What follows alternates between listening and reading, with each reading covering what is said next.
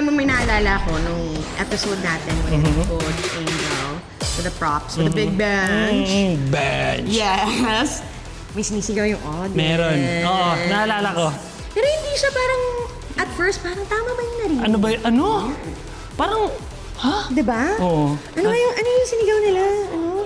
Jajo. Ha? Nakaka-judge ha? Pero, judgehin na lang natin sila. Magjajohan tayo dito. Halika. So I think that will be our duo name.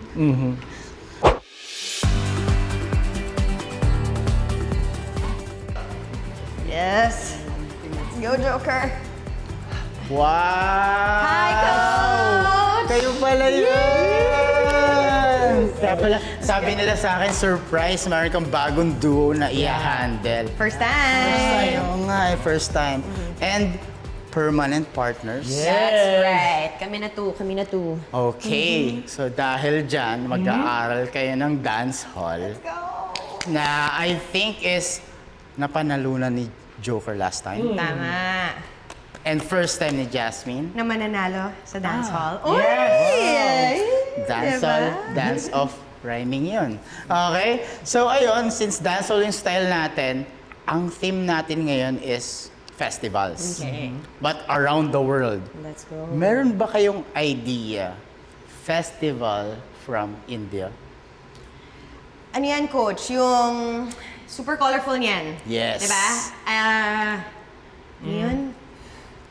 Wala akong idea, Coach, pero alam kong merong festival sa India na makulay. Oh! Oo, yan. Hindi. Gets Starts with naman! H. Holy.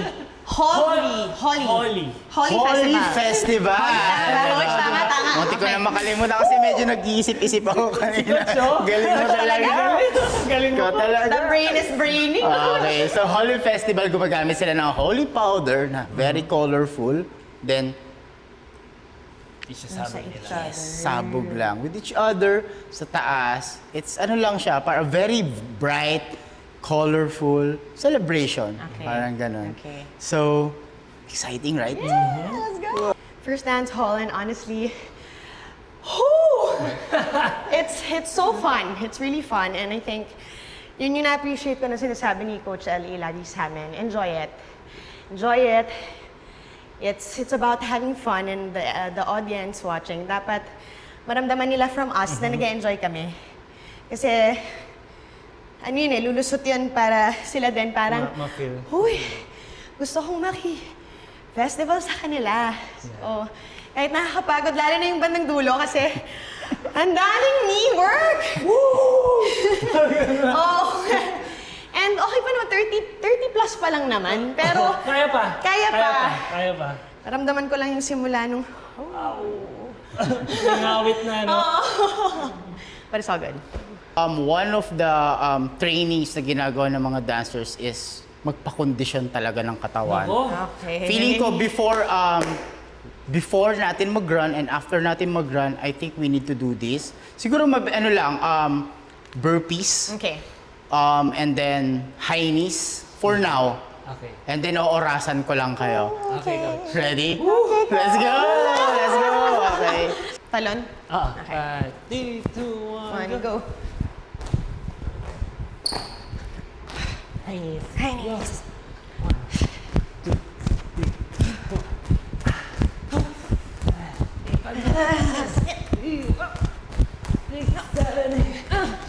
Yo!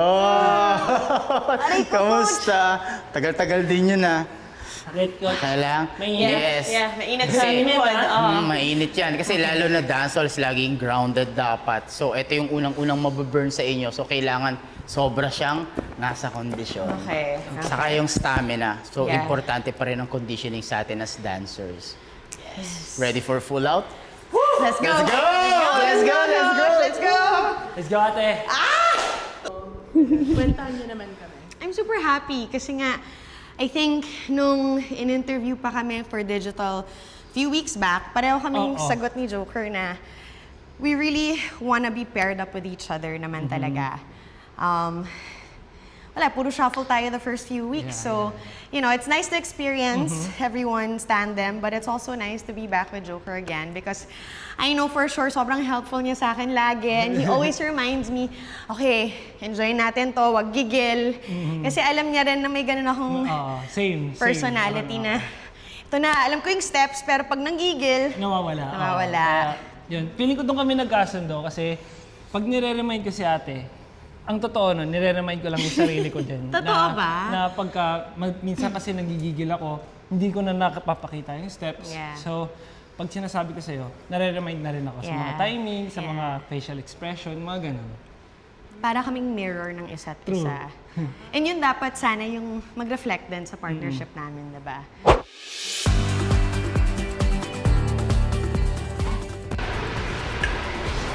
Are you ready to waltz? Yes, I'm so ready. Ay, Yes, hi, si Coach. Coach! Wow! Hi, Coach. Sumasayaw siya. First ko kayo mahahawakan. Yes! Oo nga. Yes! Pangalawang dance sport nyo na to, so nag-Latin kayo before. Ngayon naman, standard na tawag natin dito. It's Viennese Waltz. So we go to Vienna for this one. Okay. Though, ang music natin sounds very slow. Kaya lang yung steps natin, palaging 3 in Oh, one bar. I like that. 1, 2, 3, 1, 2, 3, you know. The 1, famous, 2, 3, ano ba drink. yung famous na ano, pang cotillion, no? Yung Blue Danube. But then, this time, marami tayong figures na matatawag natin mabibigyan ng pangalan. Because before, alam lang natin yung waltz natin is in a box at mabilis. This one, mabilis siya, pero ang galaw natin is paikot. Ooh! But then, of course, we're gonna get out of some of the principle, pero nandun pa rin yung fundamentals niya. Okay?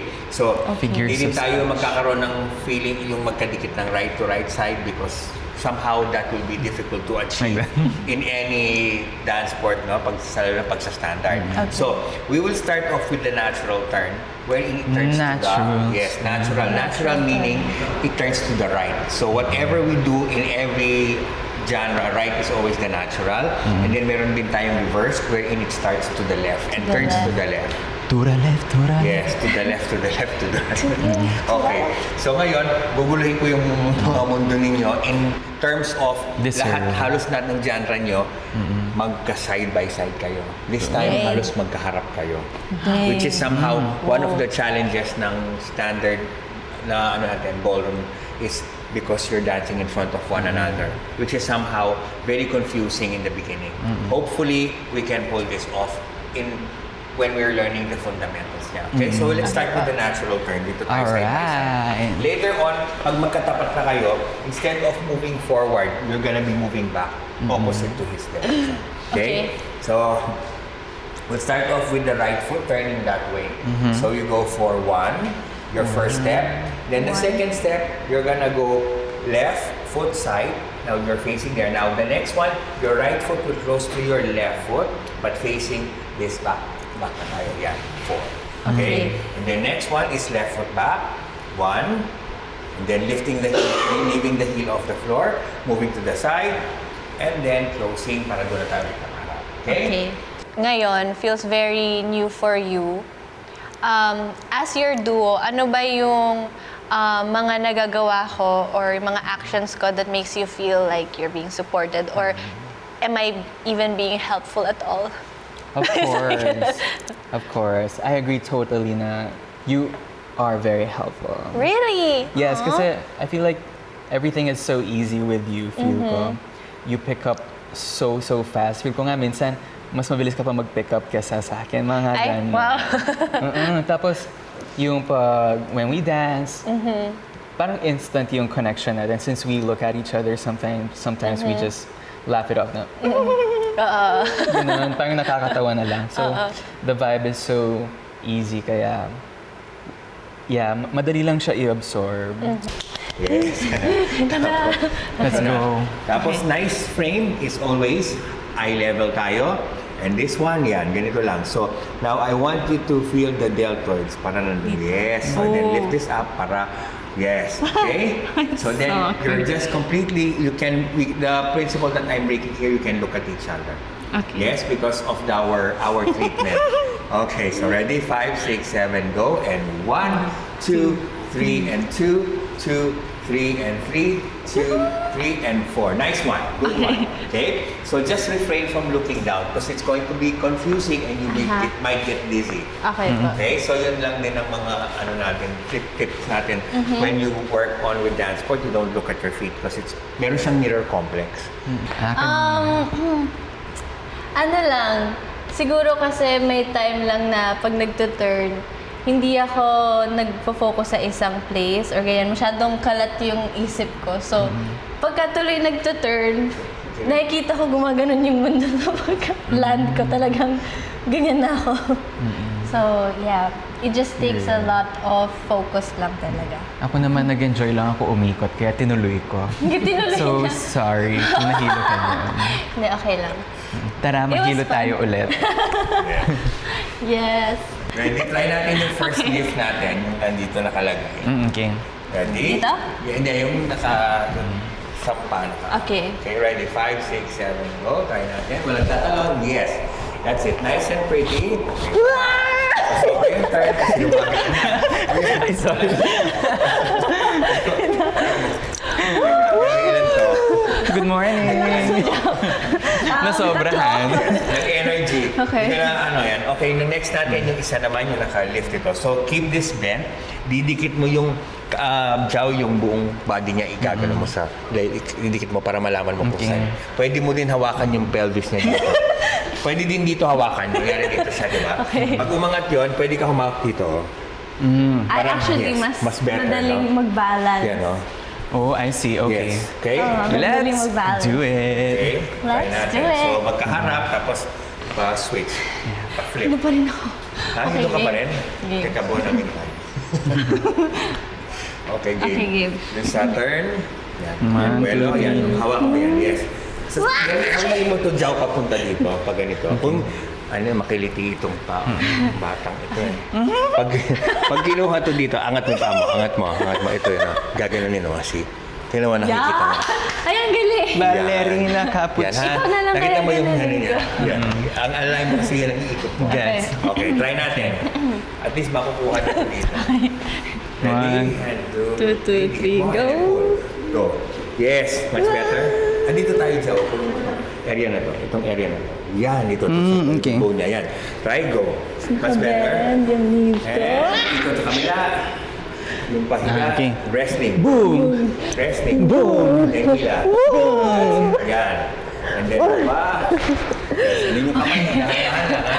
Okay. Ayun. Well, more of it, tas yung ending natin, yung meron pa bam. Okay? Tas yung sa ending natin, na kailangan babalik tayo sa yung LED natin na bumubukas.